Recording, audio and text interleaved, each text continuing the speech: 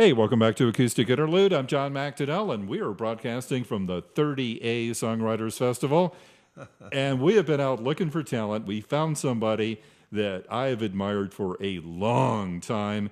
His music is incredible, one of the best songwriters ever. Here is Eric Taylor. Oh, thank you, man. Thank you very much.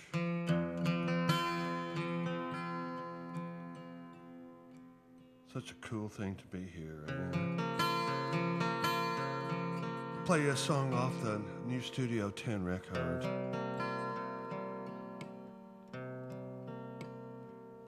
Written by a friend of mine named Tim Graham from Indiana.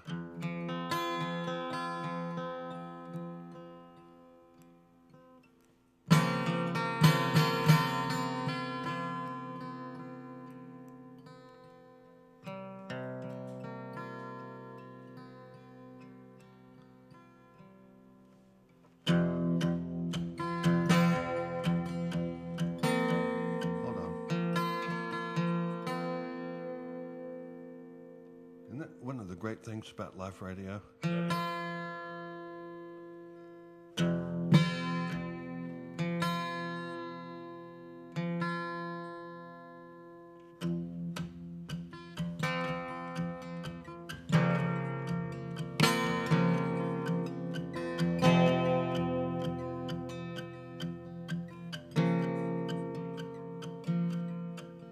Hey, cover these bones.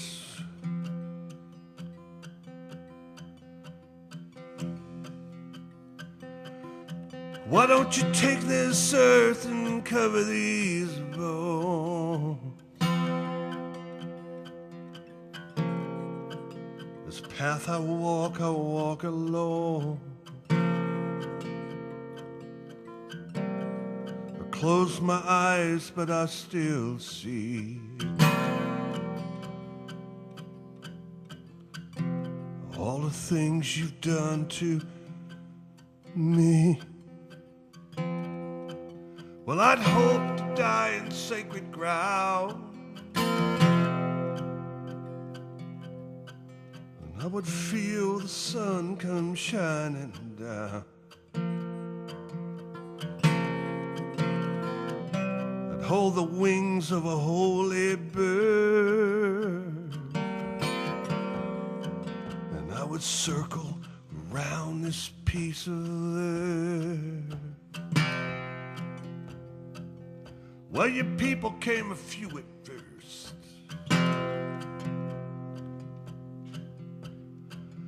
with your guns in your hands and your woven shirts, and around the fire we smoked the pipe. You gave us whiskey and we gave you wives.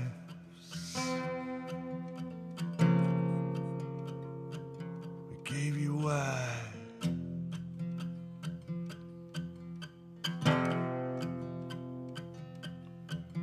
Well, you cut these trees and these trees did die, and you built your roads for your wagons wide, and then you taught us how to live inside. And you told us why Jesus died. I think he died, didn't he? Yeah, I think he died.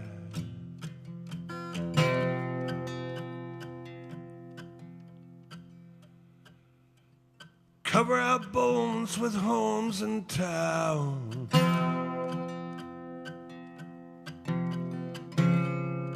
This land we held as sacred ground.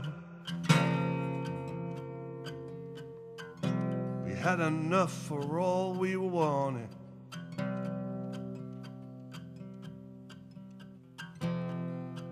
But now we're ghosts. We're the walking haunted.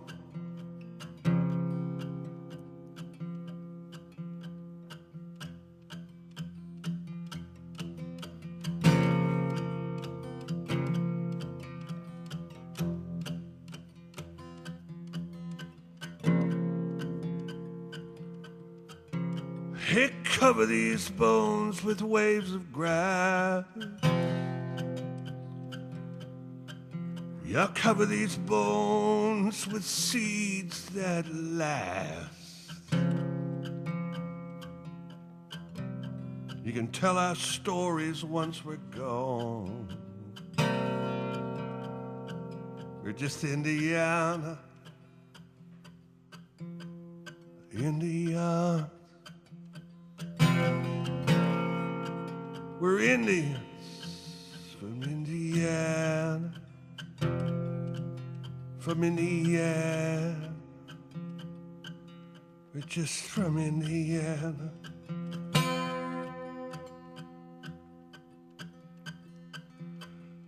Cover these bones.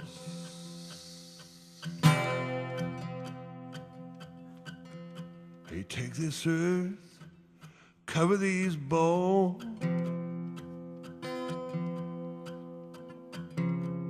This path I walk alone. Well, I close my eyes, but I still see all the things you've done to me.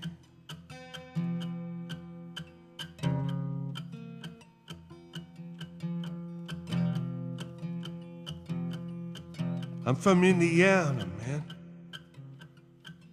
I'm an Indian. I'm just from Indiana. I'm an Indian.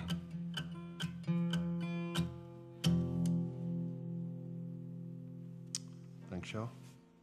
Eric Taylor from the 38 Songwriters Festival on Acoustic Interlude. Thank you very much, Mr. Taylor. If you want to have a seat, we're going to talk for a couple of minutes now and find out all about you and your songs and your songwriting. Yeah. Well, you know, I noticed in that because I was going to get you to talk, maybe if you would, about a song called White Bone. And I noticed the imagery of bones was in that song as well. And it's a recurring theme with you, it seems, is the passing of time and life and death and the whole cycle and bones. You know, that imagery comes up quite a bit. And White Bone is a song that was written about an albino Negro man from South Carolina as a child. And White Bone was written, it's a true story. Was written about an albino that was, all the preachers got together and decided whether he should live or die. yeah. They wanted to know whether he was an angel or a devil. And anyway, he lived, they let him live, actually. And he became a preacher and a murderer. I remember that part, and I was trying to describe it to a friend just a couple of days ago, and it's like, first time I listened to it, it's like, okay, wait a minute, the guy's a murderer, but then I listened to it again, it's like, well, maybe that's somebody else, you know. And then I listened to it so many times, I finally, you know, got the gist of it and where you were coming from, and it's a wonderful song. Yeah. It really is. I've enjoyed it quite a bit. All your songs, you know, tell such intricate stories. I've really enjoyed them. Well, thank you. It's such a kind thing to say. And the one you just opened with was incredible too. I enjoyed all the imagery that presented as well. Well, you should probably welcome Tim Grimm into that because this is Songwriters Festival. So I decided I wouldn't come down here and try to sell all my business. I wanted to respect some of the songwriters that I've known over the years, and Tim is one of my favorites, and he wrote that song, and I put it on a new record, yeah. Studio 10. So it being a Songwriters Festival doesn't mean it's about me, does it? No, it's There's a lot of songwriters down here. Yeah, it's about writing. It's about the art. Well, it is. Yeah, I met a guy today that I was having lunch, and I met a guy, and he says, "What's it like being a writer?" And I says, "Well, can you loan me $10? Yeah, exactly. But no, I've done fine. But it's about paying attention, really. I mean, it's more about when I give songwriting classes, which I very rarely do. I'll say, when asked, how do you become a writer? And I say, well, you read.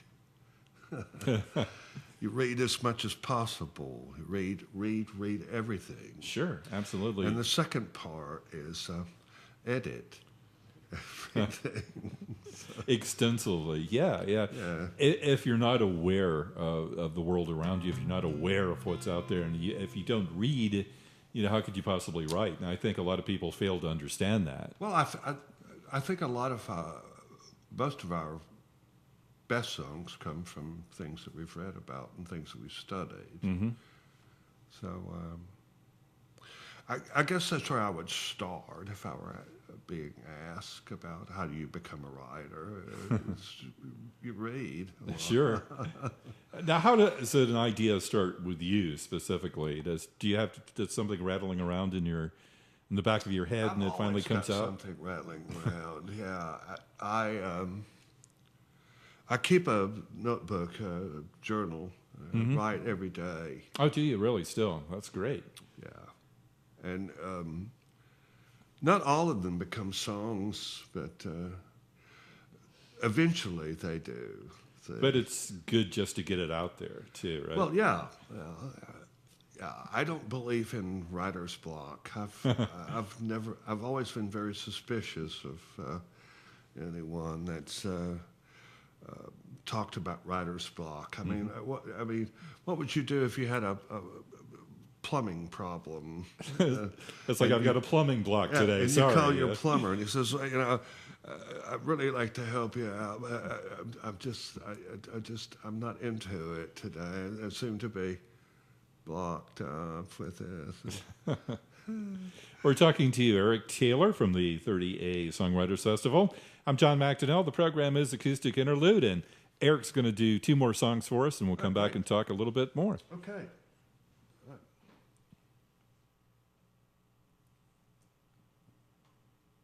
that's good. Let's see if I can stand up now. I had a friend up in Washington, Seattle, Washington,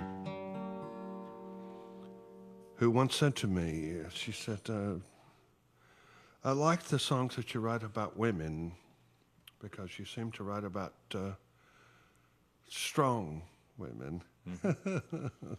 And I said, well, I've been married 4 times. Yeah. I've learned how to dodge a punch. So, it's a song called Adios. It's one of my favorite new songs.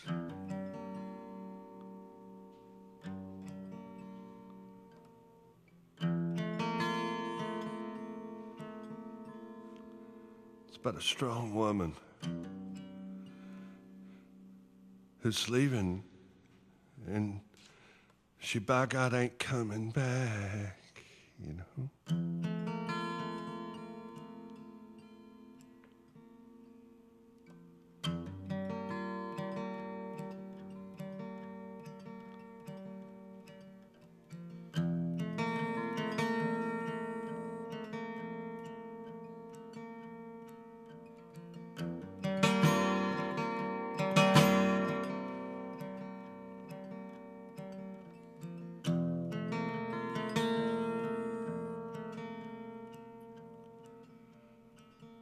I've been thinking about moving on. Hell, I don't know, just someplace. And these Maybelline eyes will soon be gone. And I'll close them tight and forget your face. Boy, I'll close them tight, forget your face. I'm gonna take my little white Sunday school Bible,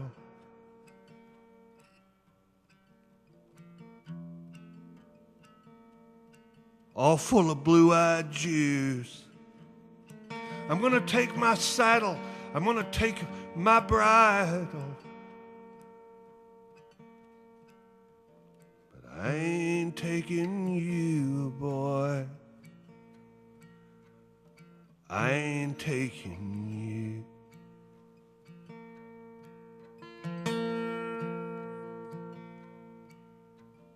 Don't you be talking about roses and rain, because I love how that blue highway sings when I'm leaving you. And boy, I'm leaving you.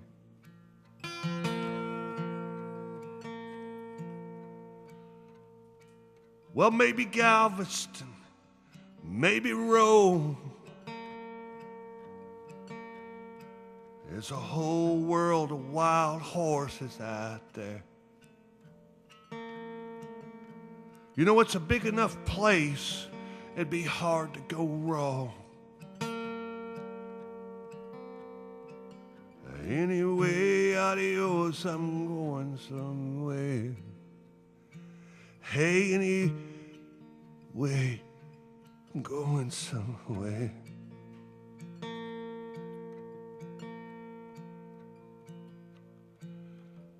Don't you be talking about roses and rain, because I love how that blue highway sings when I'm leaving you. Boy, I'm leaving you.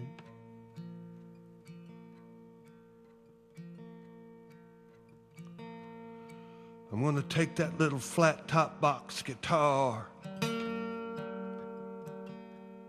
You know, the one that Guy Clark signed.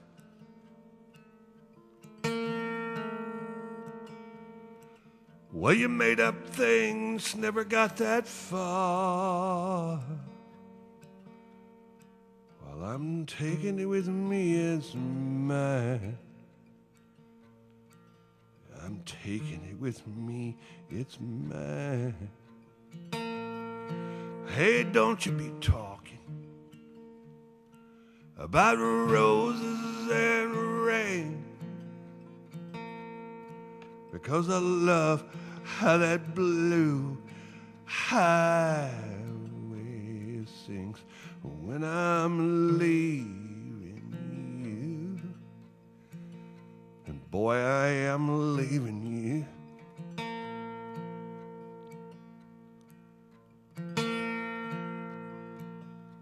You know, I've been thinking about moving on.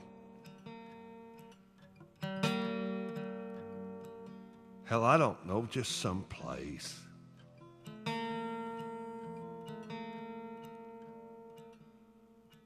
Well, these Maybelline eyes will soon be gone. I'm gonna close them tight and forget your face. I'm gonna close them tight and forget your face. I'm gonna close them tight, I'm gonna forget your face. I'm gonna close them tight, forget your face. Close them tight. Gonna forget you, boy.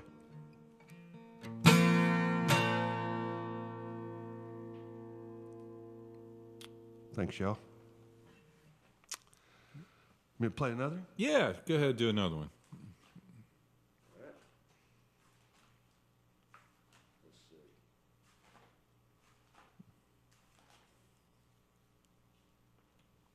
I'm gonna have to tune here for a second, all right? All right.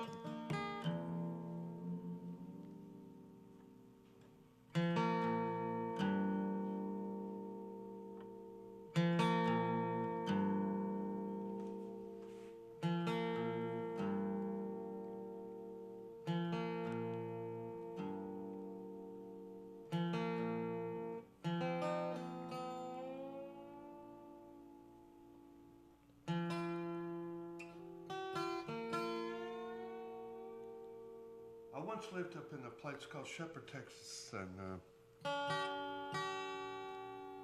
I was invited to live there. Well, I wasn't invited to live there. I was imposed to live there. I had a Houston lawyer that suggested that I leave town. And I said, well, where should I go? And he says, well, I know a friend who's got a slave cabin up in Shepherd, Texas. And uh-oh.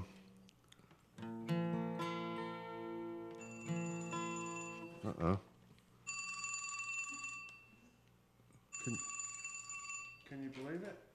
Sure. Oh, my dear. I'm so sorry. One of the first things you normally would tell someone is cut off their cell phone if you're doing a radio show. Right. Well, I forgot to tell myself that. I've forgotten as well. I've had mine go off in the middle of interviews. It's really embarrassing. It's my son Colin to say that he's listening. Oh, cool. Great.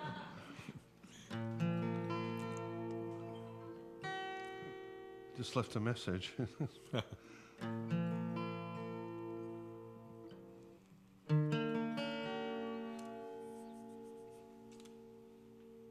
So I moved to Shepherd, Texas, a slave cabin with no electricity except for the well. I used nothing but lanterns and candles. My friend Towns Van Zandt came up and stayed with me because I wasn't allowed back in Houston for a while. But Towns came up and stayed with me for a while. And there used to be, in the middle of the night, used to be a guy named Frank who rode a swayback mule through the woods there in Shepherd. He loved marijuana, and for some reason, he thought that Towns and I smoked marijuana. Neither one of us did. Both of us were quite the whiskey drinkers, but we did never. Anyway, in the middle of the night, you would find this mule.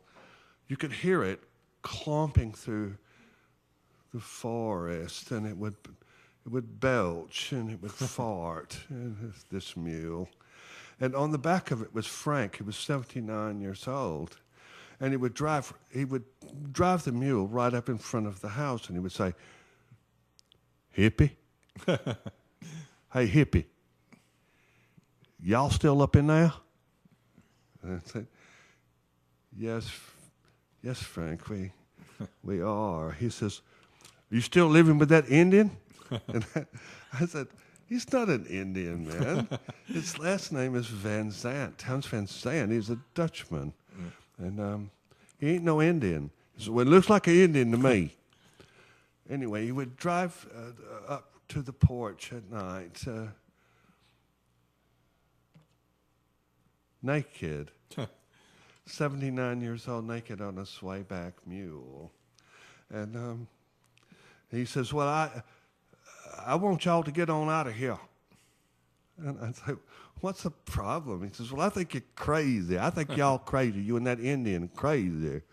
And I said, "Let me get this straight, right? It's 3 o'clock in the morning, and you're naked on a mule, standing right in front of my porch, asking if I have any marijuana. And I'm the one that's crazy." So he says, "Well, I just want y'all on out of here." So when he clomped off, I talked to Towns about it. I said, "Well, how do we stop this, you think?" And Towns says, "We take his mode of transportation." So we went over, and I had a horse named Jack who hated me. He bit me everywhere I could be bitten, I suppose, by a horse. I don't know if you've ever been bitten by a horse, but it's kind of like being bitten by a pair of dice, really. Anyway, we stole Frank's mule, and Jack immediately fell in love with me. Yeah. As long as the mule was around. Yeah. There was also a lawyer who lived next door who had a bunch of thoroughbred horses that we used to steal at night and cut the fence and put them back in the morning. But, oh, shut up. But anyway, this is a song about losing some friends. The horses, I think, were probably the best friends that I ever had.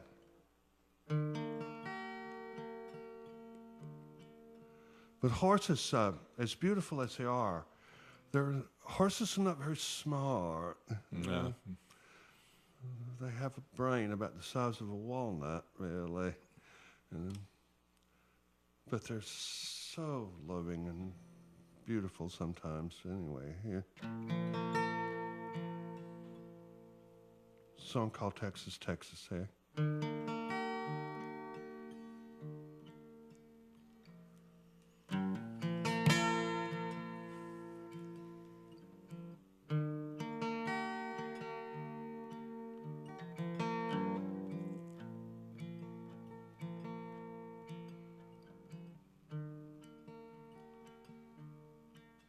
And there was a night so hot that I would tell you if I could how the moon set fire to the cottonwood and how the horses called from the riverbank and how the water boiled but they could not drink.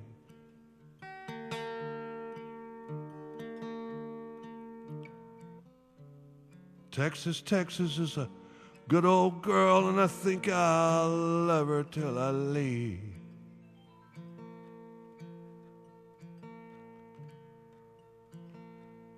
Man, it was a night so still, you could hear a dead man say, he wished he'd fell the other way. You could hear the stars go round, and you could hear a fool make sense. You could hear the black-eyed Susans by the backyard fence.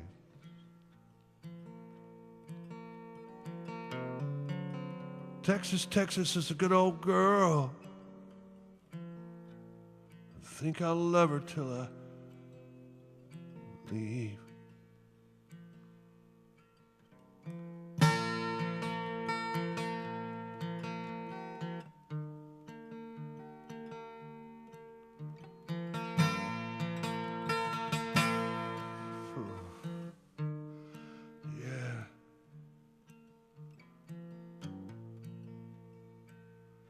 Man, it was a night so fierce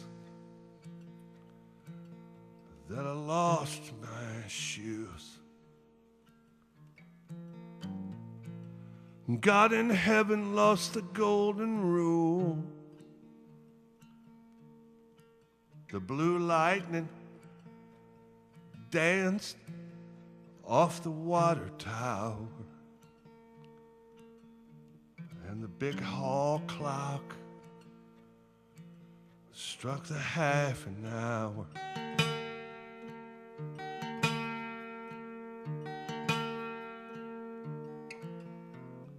Texas, Texas is a good old girl, man. Think I'll love her till I leave. Man, it was a night so long, it gives you time to think what you might have done with her turquoise ring. About the note she hung by the front door screen, and about what went wrong with her love for me.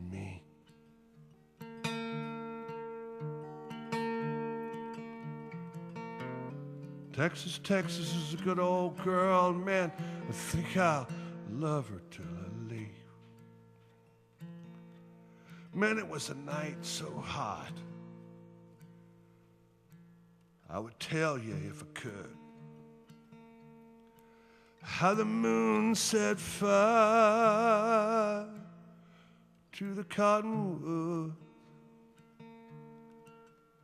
how the horses called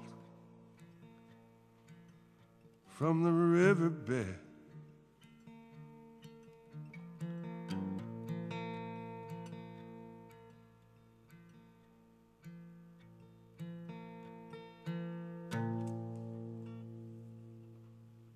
Thanks, y'all. Thank you, Eric Taylor from the 38 Songwriters Festival on Acoustic Interlude. That was a wonderful piece. I really like that. Oh, thanks. And you might want to pull your mic in a little bit over there. Pull it in. Yeah, yeah. How's that? It reminded me of another song, just because a certain part in the lyrics called "Walking Back Home." Was that it? Yeah. Yeah. I love that song. That was one of my favorites. Walking back to Texas. To Texas, yeah. Yeah.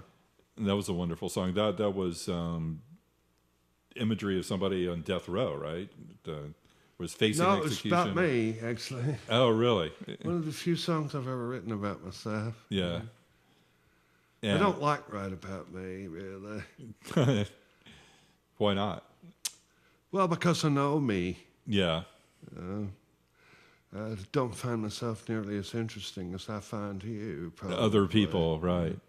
So I guess that would be true, that, other people see you differently, and even if you are interesting to a lot of other people, you're probably not that interesting to yourself. I'm not. No, I've never been one to write love songs necessarily, or certainly not been one to write cathartic songs.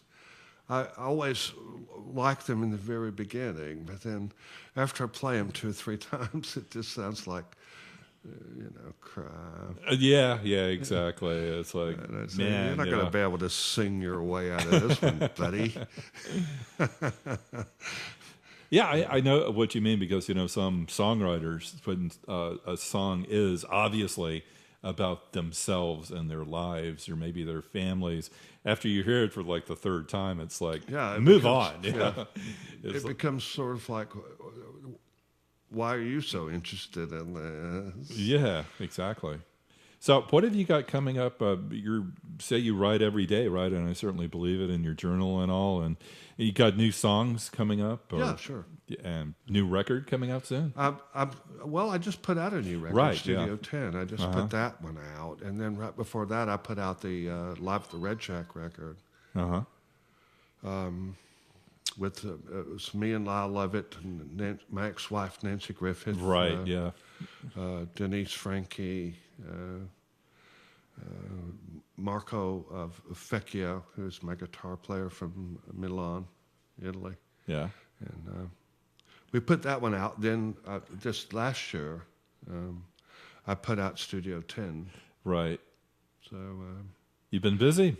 I've been very busy. Yeah, thank you. It's been pretty cool. Yeah, have you got something fun coming up in the spring that you're looking forward to? Yeah. I'm going to be pretty much everywhere, I think, probably. And I'll go back to Europe at the end of the year. Yeah.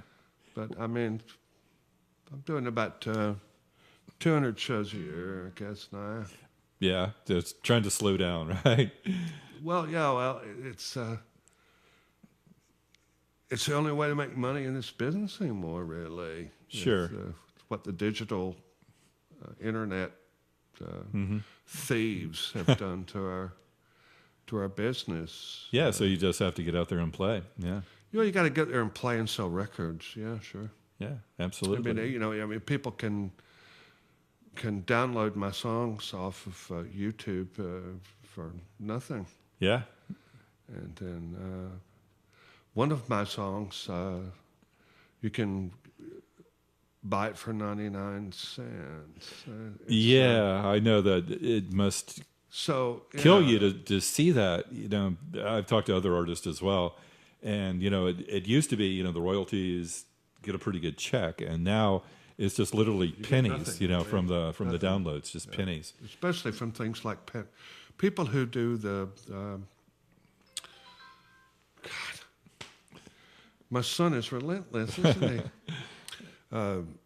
But things like Pandora and Sirius and all that kind of stuff. I mean, you can get 25,000 hits on it, and you know what? You get paid. Yeah. From Pandora, it's $3.60. Well, is that right? For selling 25,000 songs. Reverb Nation, you get paid $7.60. So it just depends on which thief you want to talk to, really.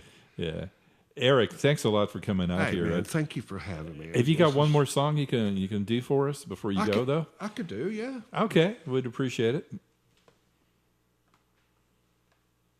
If you hear the phone, it's my son leaving a message. There must be something wrong with his motorcycle. I'll play this song here.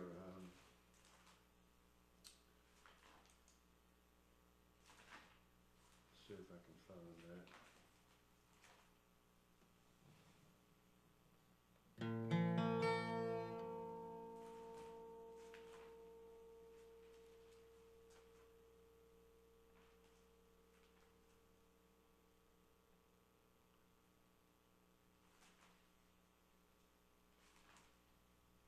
Boy, everybody hates dead air on the radio. And here I am putting more dead air on it, but I'll see if I can find it.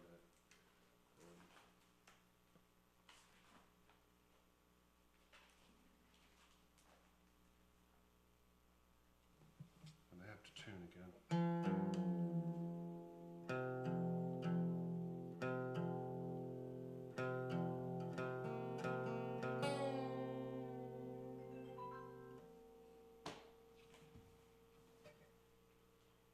Does anybody have a pistol? Here, cut the goddamn thing for me, will you? Yeah. That should do it.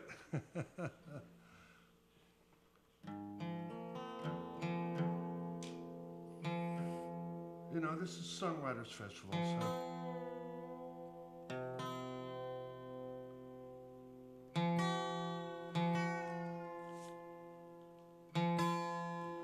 I felt like I should sing you a song about a song that saved my life.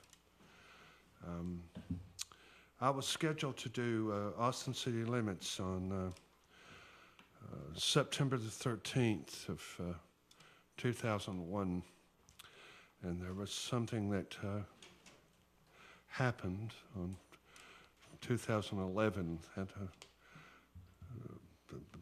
disallowed us to shoot the show, and so we ended up shooting it on my birthday, September 25th. I had to leave the next day. Right after that, I must say that when we did the Austin City Limits show, that we did a pretty good job, although most of the band was drunk. I, of course, was perfectly sober and of sound mind. But I had to leave the next day to go to Nashville, Tennessee. I flew into Atlanta and then flew to Nashville to do a television show with Steve Earle, Kelly Jo Phelps, Greg Trooper, and myself called Live at the Bluebird. Then I had to drive back to Atlanta and fly to Amsterdam the next day. Well, I missed the plane. And after all the things that had happened to me, I think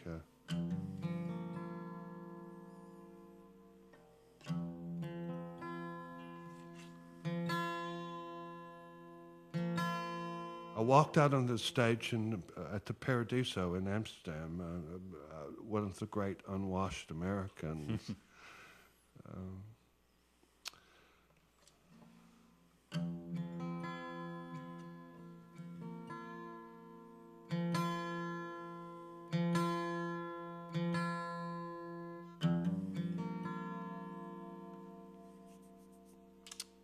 It was the only song I could remember. I'd never sang it by myself before in my life, and I'd sang it with a group of people before, but this is a song that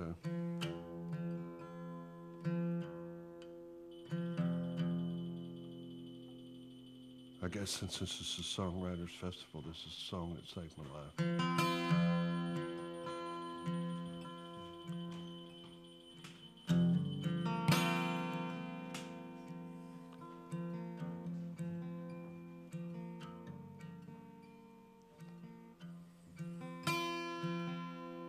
It's a song you're going to feel compelled to sing along with. When you feel that compulsion, just don't do it.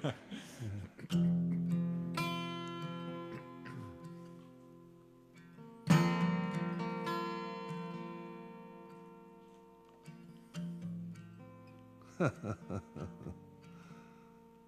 such a comedian, Eric. They say that everything can be replaced.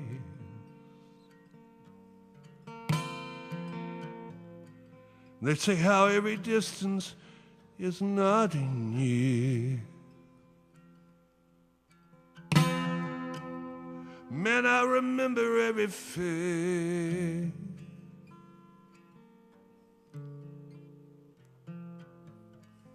Of any man that's ever put me here.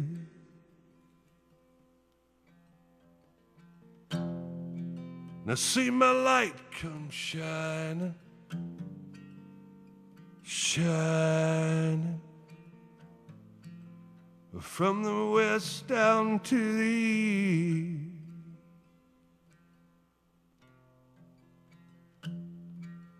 And any day now, anyway, now, I shall be relieved.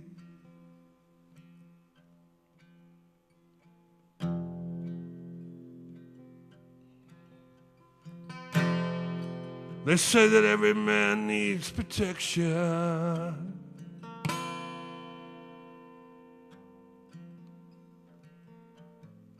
Then they say how every man must fall.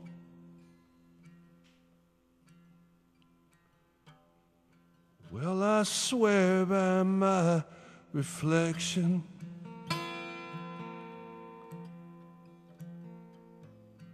from this place so high up on this wall,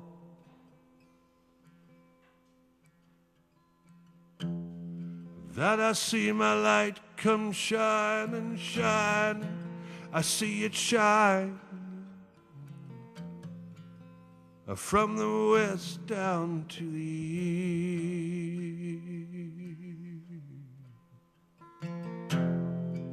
Well, any day now, well, anyway now, I shall be relieved. Hey, standing next to me in this lonely room,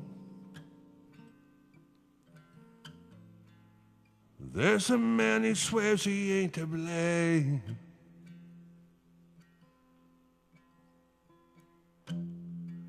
Well, all day long I hear him shouting so loud.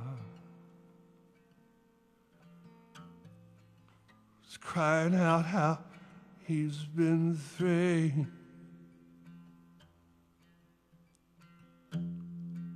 I see my light come shining. I see it shining from the west down to the east, yeah. And any day now, anyway now,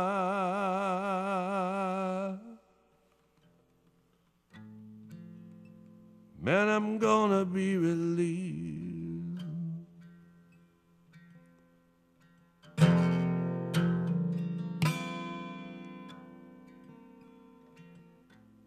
it be released.